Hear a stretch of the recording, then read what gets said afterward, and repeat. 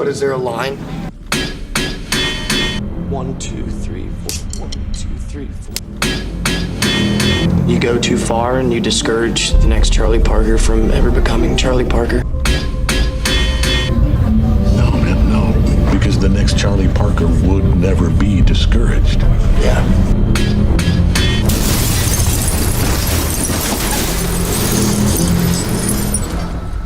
After watching every video I can find on YouTube about the meaning of the movie Whiplash, everybody's deep dive into the character of Fletcher, every ending explained variation, I've noticed it's almost entirely the same opinion shared by everyone. And that opinion has led to the most baffling and ill-conceived conclusions about this now legendary story, this morality tale about a brutal taskmaster and his self-destructive prodigy that I've seen in the critical space for decades. The consensus seems to be, Fletcher is the evil antagonist, a toxic, vindictive sociopath bent on petty revenge.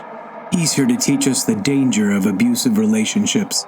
Oy vey, Kolboynik. Problem here is, these critics are overlooking the most basic premise of Fletcher's motivation, and once you see it, none of their conclusions apply. Let me explain. No, there is too much. Let me sum up. Of course, let's do the obligatory spoilers thing, yada yada, out of the way. Once you recognize this quality in Fletcher, you can't unsee it, and it changes the subtext of every scene that he's in, every line of dialogue. We could call it his God complex, but that suggests arrogance, which doesn't actually describe him. Fletcher doesn't think highly of his own profession. I wasn't there to conduct. You fucking moron can wave his arms and keep people in tempo. It's far more appropriately titled, The Frankenstein Premise. This mad scientist approach to understanding Fletcher means that, like Dr. Frankenstein, Fletcher cares nothing for his reputation or his career. He's as obsessed with finding the next jazz legend as Dr. Frankenstein was with reanimating dead tissue, willing to sacrifice anything if it will bring his monster to life. He cares nothing about the Schaefer Conservatory, nothing about his job or losing it, nothing about the potential of anyone else in studio band. Fletcher cares only about the transformation of Neiman. If that sounds extreme, ask yourself, when did Fletcher ever give any indication to the contrary? From the moment he walks out of Neiman's dorm room in the first scene, everything we see him do is for Neiman's benefit. He's going to be very popular. Does this change the ending completely? Yes. Will it make you see Fletcher in a more sympathetic light? That depends entirely on whether you can sympathize with the selfish, destructive, and self-destructive ambition of Dr. Frankenstein. Both men were willing to sacrifice anything and anyone around them for the manifestation of their dream. And Fletcher is manipulative as Machiavelli in that pursuit, in his ability to predict human behavior. Consider the trombone kid. Tell me it's not you, Elmer Fudd. At first glance, it appears that when Fletcher removes him from his position in studio band, it's for not knowing that he was being falsely accused of being out of tune. Do you think you're out of tune? What? Yeah, let's try that again. It's for being ignorant of the fact that he was being lied to about not being in tune. Do you think you're out of tune? What the hell did you just say? Yeah, it's as convoluted as it sounds. You can barely put it into a sentence because that's not the reason for his removal at all. It's entirely for Neiman's benefit. Trombone Kid knows he is not out of tune, and so does Fletcher. Then why the fuck didn't you say so? When Fletcher kicks him out, he is not punishing him for his ignorance, but for his lack of confidence, his inability to stand up for himself, to defy the instructor when he knows that he's right. Fletcher wanted Neiman to see that. By admitting to something he didn't do, this poor Schlemiel the other guys call Elmer Fudd is submitting to the tyrant, and yet there's a deeper layer still. Fletcher reveals a moment later that this unfortunate Nadel is completely disposable. I've carried your fat ass for too long, Matt, so I'm not going to have you cost us a competition because your mind's on a fucking Happy Meal instead of on pitch. A few moments later. For the record, Metz wasn't out of tune. You were, Erickson. But he didn't know, and that's bad enough. He was going to get rid of him anyway. But in Fletcher and Neiman's chess game, he's a throwaway pawn, an easy sacrifice that Fletcher can use to teach Neiman this lesson. Do not cower to me. Do not submit to me. and do not hesitate for a second, or I will punish you. From then on, the verbal abuse, the throne chair, the obsession about tempo, pretending that inferior drummers have a chance to take Neiman's spot from him. What about Ryan Conley? All Connolly ever was to me was incentive for you. The crocodile tears over the self-deleting prodigy Sean Casey. It's all Andrew's trial by fire. Fletcher forging him, burning, hammering, trying to see how hard he can push him to evolve. What will Neiman allow himself to be intimidated by? Stage fright? Public humiliation? Self-deletion? Rivalry? Bloody hands? Loneliness? All are intended to further galvanize Andrew's obsession. Which brings us to Fletcher's next risky Machiavellian chess move, stealing the folder. I need to look at the music. Oh yeah, it's right here. Why isn't it on you? No, I swear, I just had it here 2 seconds ago. No. It's got to be around here. The lost folder reveals to us far more about Fletcher than it does about Andrew. It confirms for us that Fletcher cares nothing for his own reputation or career. He cares nothing about the other two drummers, who, Fletcher openly admits later, were only there as incentive for Neiman to play faster. He cares nothing for how the world sees the school, or the career prospects of any man in his band save one, the man on the kit. Consider that by stealing the folder, Fletcher's intentionally sabotaging the band unless Neiman can save it. I can't. I can. You know Whiplash by heart. Yes, sir. Every measure. All right. Well, you better fucking hope your memory doesn't fail you. And I hope you play it a whole lot better than you did last month in rehearsal. Because I do not intend to start losing now. Oh yes, because you care so much about winning that you stole a folder and risked sabotaging the entire performance if Neiman didn't step up. Without the folder, Neiman has to go in blind, trusting his instinct, playing from memory. The next evolution in his transformation, you can see it in Fletcher's face. He wants to see that phoenix rise up out of Andrew's charred corpse after everything else has been burned away. Likewise with what we can call the car crash concert.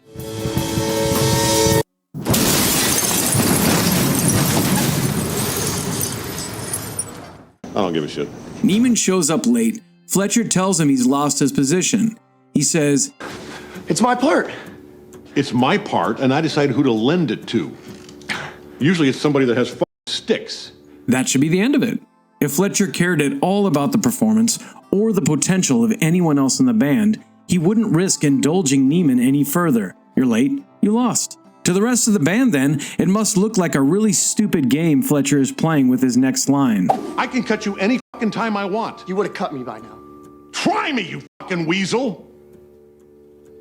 At 5:30, that's in exactly 11 minutes. My band is on stage. If your ass is not on that stool with your own fucking sticks in hand, or if you make one fucking mistake, I will drum your ass back to Nassau where you can turn pages until you graduate or fucking drop out. With 20 minutes to go, he baits Neiman into retrieving his sticks and rushing back in time. Are these magic sticks? Or could he just as easily turn to the alternate drummer standing there, fully prepared?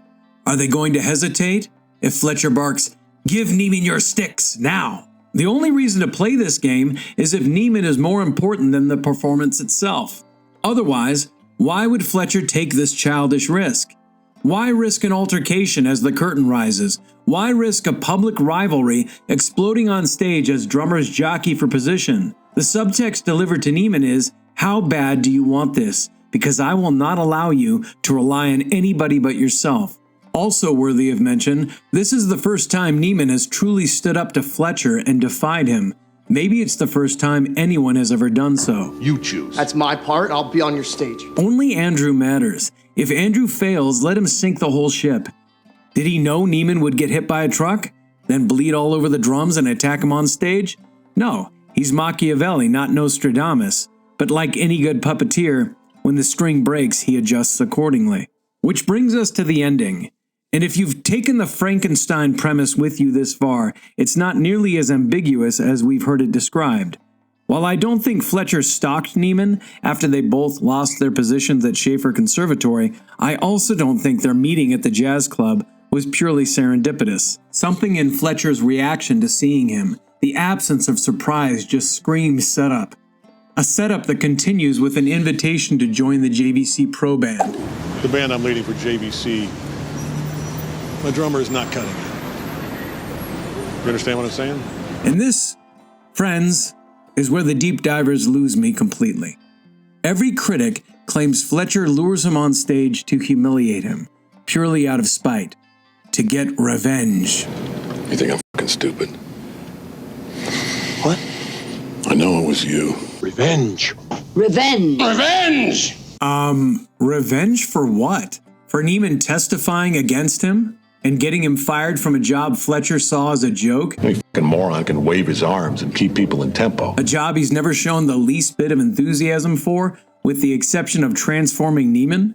Revenge for destroying his reputation, which is now so tarnished that he's opening the show at Carnegie Hall at a festival that launches people's careers. Tonight could change your life. The folks out there make a phone call. You could be a Blue Note signee. Man, that's some serious cancel culture. Also, consider the optics. If Fletcher gave a rat's ass about his own reputation, the JV Festival would be his first step in restoring it. Sabotaging Neiman makes everybody on stage look amateurish, including himself, but Fletcher does it anyway. What do you think the audience of the jazz concert witnessed at this event? That some no-name drummer they've never seen before fumbled the first song of the night? Or that Terence Fletcher, the disgraced conductor from Schaefer Conservatory, fired for abusive pedagogy, can't even piece together a decent orchestra anymore? And I'm supposed to believe this guy humiliates everyone on stage for the sake of petty revenge? I know it was you. Hell no! He does not care about any of it. It's all staged to give Neiman his final test. In the Frankenstein allegory, this could be seen as the last jolt of available electricity into Neiman's corpse. And Fletcher gives it away with this line. Yeah, I guess maybe you don't have it. What exactly does he mean by it? Ability? All three drummers have already demonstrated that. It refers to Charlie Parker. This is the second time Fletcher has challenged Neiman to abandon his need for the memorized page. Before he did it by stealing the folder. But it is the first time, with that phrase, Yeah, I guess maybe you don't have it. that Fletcher hints at the idea that Neiman is the one he's been looking for. He's daring Neiman to defy him. What else could he possibly say as a greater temptation for Neiman to break away from him, from every restriction? Last, consider the symbolism.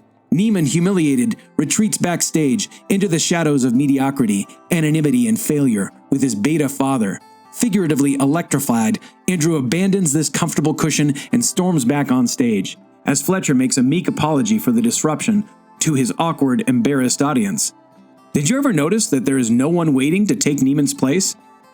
What would Fletcher have done had Neiman not charged back on stage? Almost as if he was waiting for him to return.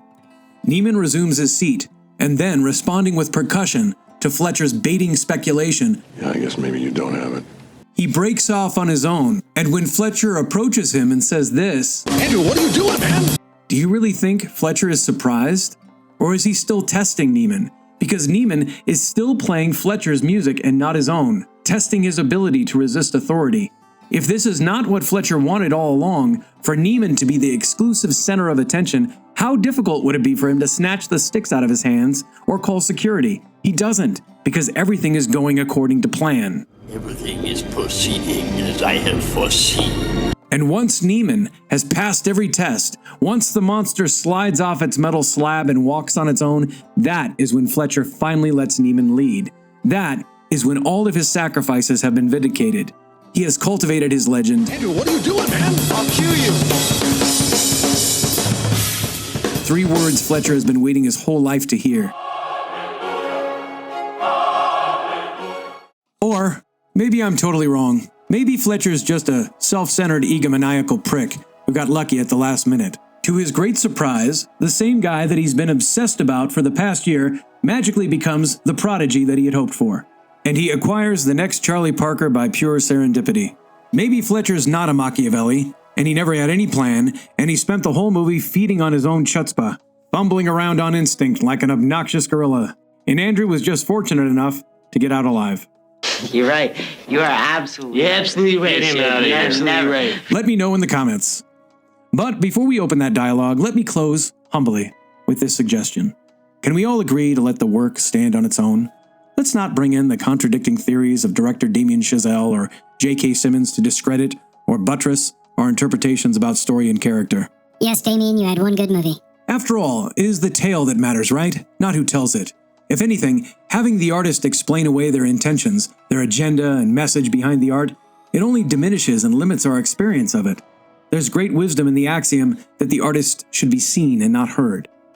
Let us take the same approach to Fletcher. He doesn't belong to Damien Chazelle or J.K. Simmons. Let him stand on his own, then let me know what you think. He will curse the day that there was born a Frankenstein. What? I said he will curse the day that there was born a Frankenstein. If you made it to the end, I thank you for listening. Whether you agree or disagree with my shtick, I'd love to hear your thoughts either way. And if you like my schmaltzy deep dives and you'd like to hear my cryptic thoughts on the secret message Spielberg subverted us with in Saving Private Ryan, click on this video on your screen right now.